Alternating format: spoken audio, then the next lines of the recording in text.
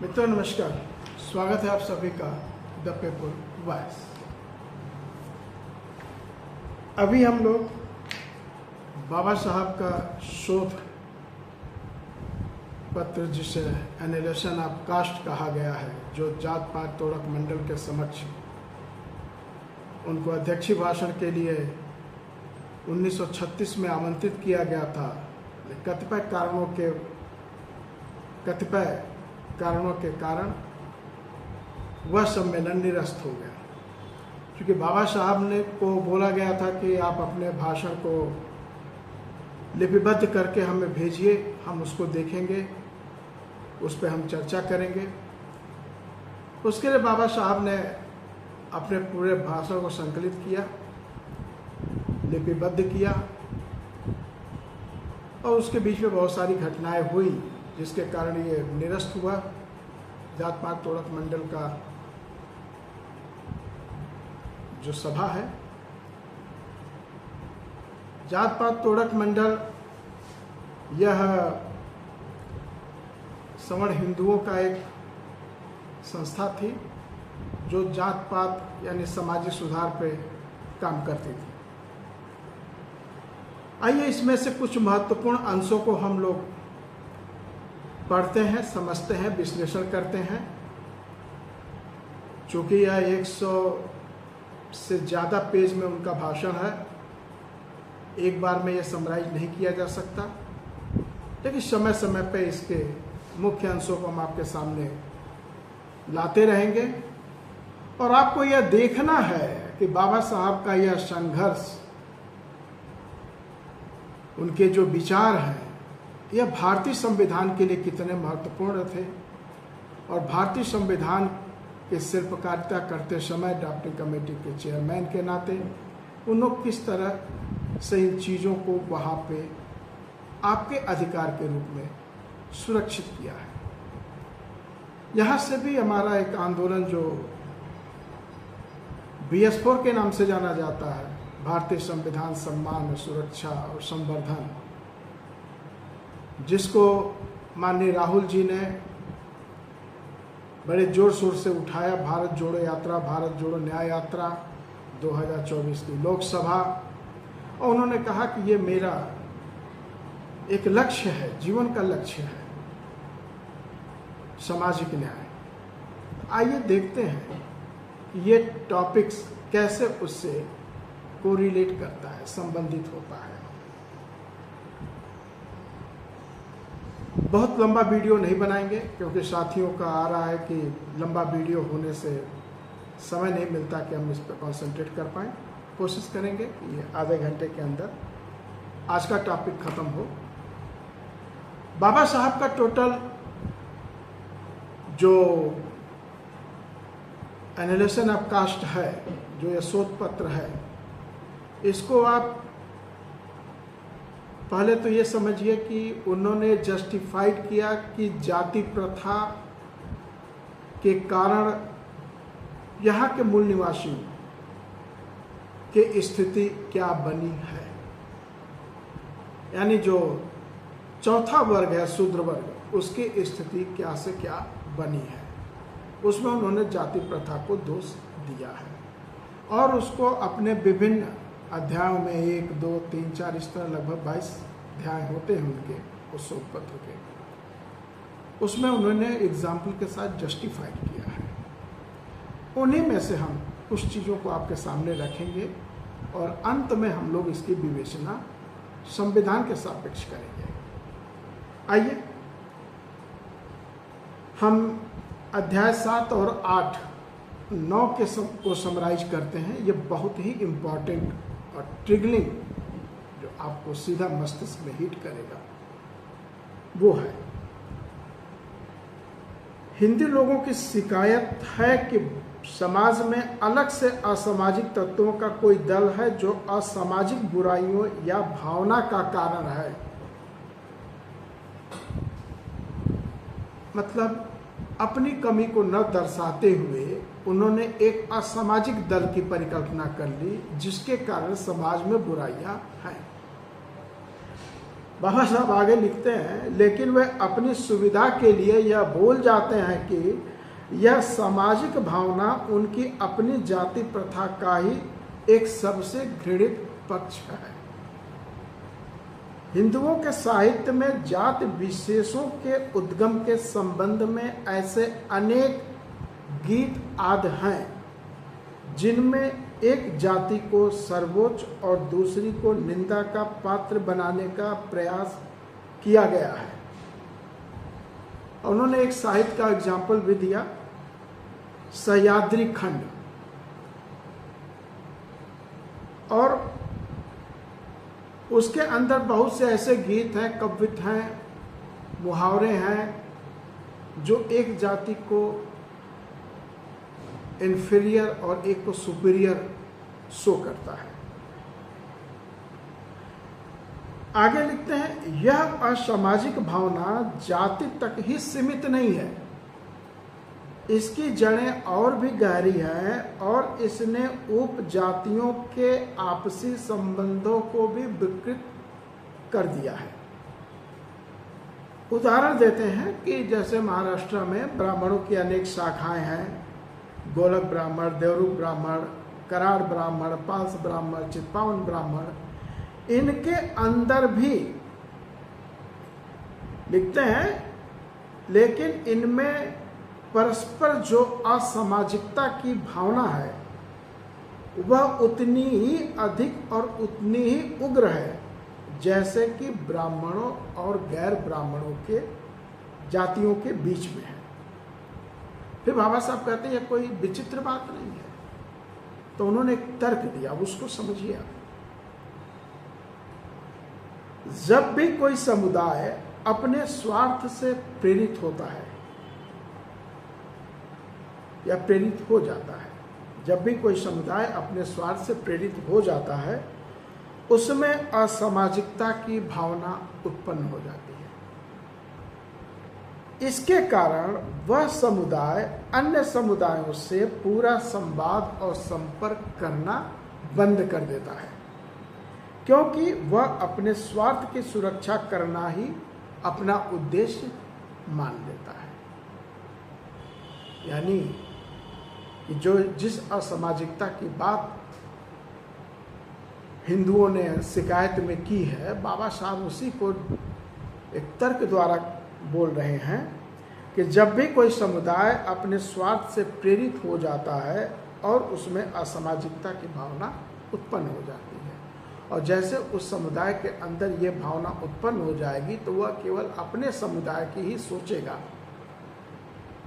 दूसरे समुदाय उस पर कुछ कर न सके, इसके चलते वह उनसे आइसोलेट हो जाता है, अपने को बंद कर लेता है। यानी संवाद और संपर्क बंद कर लेगा तो सामाजिक रूप से वो बंद हो गया। आगे देखते बाबा साहब क्या कहते हैं,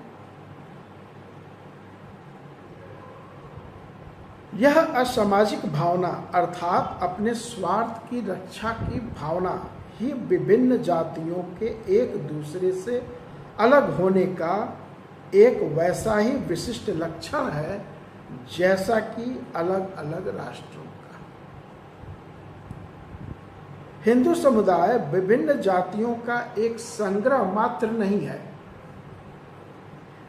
हिंदू समुदाय विभिन्न जातियों का एक संग्रह मात्र नहीं है, बल्कि वह शत्रुओं का स्वभाव है। वो दुश्मनों का समुदाय है, शत्रुओं का समुदाय है, क्योंकि ब्राह्मण का मुख्य उद्देश्य यह है कि गैर ब्राह्मणों के विरुद्ध अपने स्वार्थ की रक्षा करे, और गैर ब्राह्मणों का मुख्य उद्देश्य है कि वह ब्राह्मणों के विरुद्ध अपने स्वार्थ की रक्षा करे। आज देख लीजिए तो आज के 100 साल पहले भी था। और बाबा साहब ने आगे के एग्जाम्पल दिया है, वार ऑफ द रोजेस और क्रॉमवेलियन वार, जो अंग्रेजों के बीच में ही था। ये बड़ा घना संघर्ष हुआ था। वहां की स्थिति बताते हैं कि जो पक्ष वार ऑफ द रोजेस के साथ था, जो पक्ष क्रॉमवेलियन के साथ था, उनके जो विपक्ष थे, आज उनके वंशज आपस में कोई बैर भाव कटुता नहीं रखते, लेकिन यानी वो अपनी आपसी लड़ाई को भूल चुके हैं। लेकिन हिंदुओं में ऐसा नहीं है, यह अपने झगड़े पीढ़ी दर पीढ़ी लेके चलते हैं। यह जाति प्रथा के कारण ही है। तो उन्होंने स्पष्ट कर दिया कि यह जो है वह केवल और केवल जाति प्रथा के कारण है, क्योंकि जाति प्रथा के कारण सभी अपने अपने किले में बंद हैं। और उन्होंने एक बहुत स्पष्ट कोट किया है उनकी वाणी में, विभिन्न जातियों के होने के कारण और जातिगत चेतना के कारण ही विभिन्न जातियों के आपस के अतीत के विरोध भुलाए नहीं जा सके हैं, और इसी कारण जातियों में एकात्मकता नहीं आ पाई है। तो जातियां संगठित क्यों नहीं हो पाती हैं? तो इसका ये कारण है कि उनमें अतीत के विरोध भुलाए नहीं भूलते, इसलिए एकात्मकता नहीं बनती है। और यह उन्होंने जो बताया है यह भी एक एग्जाम्पल के ही तौर पे है, क्योंकि सो कॉल्ड कम्युनिज्म, जिसका यह था कि स्वतंत्रता बंदूक की गोली से निकलती है, freedom comes through bullet of the barrel. और उन्होंने कहा कि आर्थिक रूप से जब हम सशक्त हो जाएंगे, यानी आर्थिक गतिविधियों के केंद्र बन जाएंगे, दूसरे शब्दों में जो उद्योग धंधे कल कारखाने हैं इन पे सर्वहारा वर्ग का कब्जा रहेगा, तो सर्वहारा वर्ग की समस्याएं दूर हो जाएंगी। तो बाबा साहब ने कहा कि सर्वहारा वर्ग क्यों एकजुट होगा, खास करके भारत में, जहां श्रम का विभाजन, श्रमिकों का विभाजन, दूसरे शब्दों में कहें कि श्रम का विभाजन जो जातियों के आधार पर है, वह श्रमिकों का भी विभाजन करता है। वहां उन्होंने कहा कि यदि समता, भाईचारा और न्याय इसकी गारंटी न हो तो क्यों कोई एक जाति दूसरे जाति के साथ कंधा मिलाकर उनके संघर्ष में खड़ी होगी। उस पर हम आएंगे डिटेल में। अभी हम आते हैं अध्याय 8 के समरी पर, जिसमें जनजातियों के बारे में लिखा गया है। तो जनजातियों के बारे में क्या लिखा है? बाबा साहब ने कहा कि मूल आदिम जातियां, जिनकी संख्या लगभग 1,30,00,000 के करीब है, आज भी असभ्य स्थिति में रहती है। यहां असभ्य का मतलब, अगर कंपैरिजन किया जाए तो जो मैदानी भाग के लोग हैं उनकी अपेक्षा वो जंगलों में निवास करने वाले वो जातियां के आर्थिक स्थिति दयनीय है। उनका अपने समाज में चाहे जो हो, लेकिन यहाँ के कंपैरिजन में दयनीय है। और आपको पता है, अंग्रेजों ने कभी भारतीयों को असभ्य कहा था, और भारतीयों में सवर्णों ने अवर्णों को असभ्य कहा था कि इनको जीने का तरीका नहीं आता, जंगली हैं। उसी तरह का रेफरेंस है ये। न केवल असभ्य स्थिति में, बल्कि कुछ जातियों के काम धंधे भी इस प्रकार के हैं कि उन सबको आपराधिक जातियों में वर्गीकृत कर दिया गया है, और ये वंश परंपरागत अपराधियों का जीवन बिता रहे हैं। लेकिन हिंदुओं को कभी इसमें शर्म नहीं आई। इस शर्मनाक स्थिति का कारण क्या है? इन आदिम जातियों को सभ्य बनाने का और उन्हें सम्मानजनक ढंग से जीविका दिलाने का प्रयास क्यों नहीं किया गया? ये बाबा साहब ने प्रश्न किया है और वो स्वतः उत्तर दे रहे हैं कि हिंदू लोग उनके इस बर्बर अवस्था का यह कारण बताएंगे कि वे जन्म से ही जंगली हैं। तो भाई जो जन्म से ही जंगली है, उज्जड है, गंवार है, तो उसको हम क्या सिखाएं? तो हिंदू लोग उनके इस बर्बर अवस्था का यह कारण बताएंगे कि वे जन्म से ही जंगली हैं।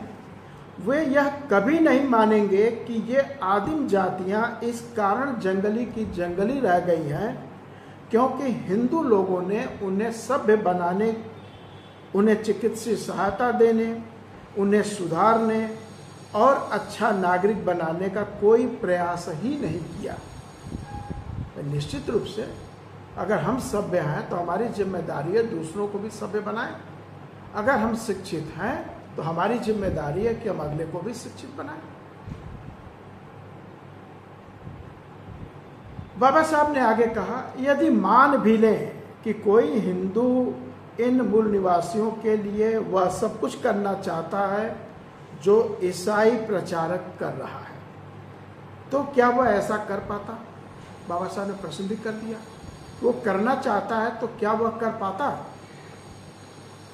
इन असभ्य जंगलियों के जीवन स्तर को सभ्यता के स्तर में लाने के लिए। आइए, बाबा साहब ने उत्तर दिया, नहीं, यानी वो ऐसा नहीं कर पाता। कारण बताया उन्होंने कि मूल निवासियों को सभ्य बनाने का आशय होगा अपने ही लोगों की तरह उन्हें अपना बनाना, उनके बीच जाकर रहना और उनके बीच बंधुता की भावना को विकसित करने की कोशिश करते रहना। क्या किसी हिंदू के लिए ऐसा करना संभव है? बाबा साहब फिर प्रश्न कर रहे हैं, यानी वो जहां लेक्चर देना है एकदम उसी तरह। हिंदुओं की पूरी जिंदगी अपनी जाति को बनाए रखने की भरसक कोशिश तक ही सीमित है। बाबा साहब ने बड़ा मारक जवाब दिया कि ऐसा संभव इसलिए नहीं है क्योंकि हिंदुओं की पूरी जिंदगी अपनी जाति को बनाए रखने की भरसक कोशिश तक ही सीमित है।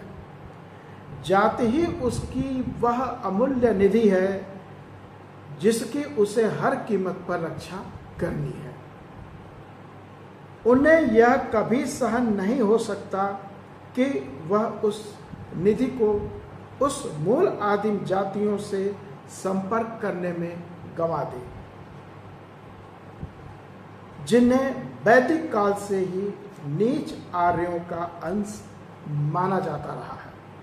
यानी आदिवासियों को नीच आर्यों का अंश ये मानते हैं, तो क्यों उनके लिए वो काम करेंगे? उनको तो अपनी जाति बनाना। जो वैदिक काल के मान लीजिए कि अनार्य हैं, तो अपनी ये जो जाति वाली निधि है, अमूल्य निधि है, इसको क्यों गंवाएं? चलिए आगे देखते हैं। बाबा साहब खुद कह रहे हैं, हिंदुओं को पतित मानवता के उत्थान की कर्तव्य भावना सिखाई जा सकती है। उनका प्रश्न था, क्या इन्हें कर्तव्य भावना सिखाई नहीं जा सकती? तो उसी का उत्तर था, नहीं, उनको सिखाई जा सकती है। लेकिन समस्या क्या है कि चाहे उनमें कितनी भी कर्तव्य भावना क्यों न भर दी जाए, उनकी अपनी जाति की रक्षा उनकी कर्तव्य भावना पर हमेशा विजय पा लेगी, यानी ये जातिवादी बने रहेंगे। इसलिए जाति ही वह मुख्य स्पष्टीकरण है जिसके कारण हिंदुओं ने स्वयं सभ्य हो जाने के बावजूद जंगली जातियों को जंगली ही बने रहने दिया और इसमें उन्हें न तो कोई लज्जा का अनुभव होता है, न ही बुरा लगता है और न ही पश्चाताप होता है। यह आज भी आप देख सकते हो। एक ब्राह्मण अपने ब्राह्मणत्व को बचाए रखना चाहता है, एक क्षत्रिय अपने क्षत्रित्व को बचाए रखना चाहता है, एक वैश्य अपने वैश्य कैरेक्टर को बचाए रखना चाहता है। हिंदू यह नहीं समझ पाए हैं कि इन मूल निवासियों से उन्हें कभी भी खतरा हो सकता है। अब बाबा साहब ने स्पष्ट भविष्यवाणी की। हिंदू यह नहीं समझ पाए हैं कि इन मूल निवासियों से उन्हें कोई खतरा हो सकता है। अगर ये जंगली लोग जंगली ही बने रहे तो शायद उनसे हिंदुओं को कोई खतरा नहीं होगा, लेकिन अगर गैर हिंदू उन्हें अपना लें और अपने धर्म में उनका धर्म परिवर्तन कर लें तो हिंदुओं के शत्रुओं की संख्या बढ़ जाएगी। अगर ऐसा हुआ तो इसका कारण स्वयं हिंदू लोग और उनकी जाति प्रथा होगी। और देखिए, आरएसएस विगत 20 सालों से, उससे भी ज़्यादा वनवासी क्षेत्रों में कार्य कर रहा है। वनवासी कल्याण आश्रम, उनके लिए वनवासी इंटर कॉलेज, इस तरह की व्यवस्थाएं वो कर रहा है कि ये किसी और धर्म में, यानी मुस्लिम, क्रिश्चियन, जैन, सिख, बौद्ध, उसमें ये न माइग्रेट करें, बल्कि ये हमारे साथ आ जाए। और आप देखिए, मोहन भागवत के पिछले सालों के कई बयान इस तरह के आए हैं कि आदिवासी भी हिंदू हैं, क्योंकि वो बहुत जोर शोर से उनका हिंदुईकरण करने में लगे हुए हैं। अध्याय 9 का एक सार है, उसी के आगे, हिंदुओं ने न केवल वन्य जातियों को सभ्य बनाने का मानवतावादी कार्य करने का कोई प्रयास नहीं किया, बल्कि ऊंची जाति वाले हिंदुओं ने जानबूझकर हिंदू समाज के निचली जातियों को ऊंची जाति के सांस्कृतिक स्तर तक ऊपर उठने की मोहलत नहीं दी।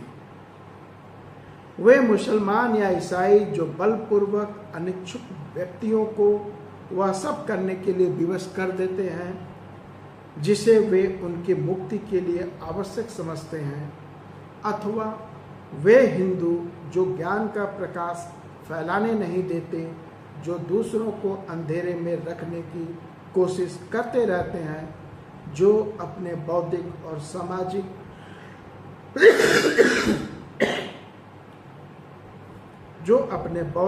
सामाजिक दाय को उन लोगों के साथ मिल बांटना नहीं चाहते जो उस दाय को अंगीकृत करने के लिए पूरी तरह तैयार और इच्छुक हैं। मुझे यह कहने में कोई संकोच नहीं है कि अगर मुसलमानों को क्रूर माना जाए तो हिंदुओं को भी निकृष्ट माना जाना चाहिए, और निकृष्टता क्रूरता से भी अधिक निंदनीय है। तो मित्रों, बाबा साहब के लेखनी, उनके विचार बहुत गहराई से समझने की ज़रूरत है। अंश ब अंश हम कुछ न कुछ आपके सामने देते रहेंगे। यह आपके प्रशिक्षण शिविर का भी है, हवा हवाई नहीं, वास्तविक जो उन्होंने लिखा है और कहा है। फिर मिलते हैं अगले वीडियो में। जय भारत, जय संविधान।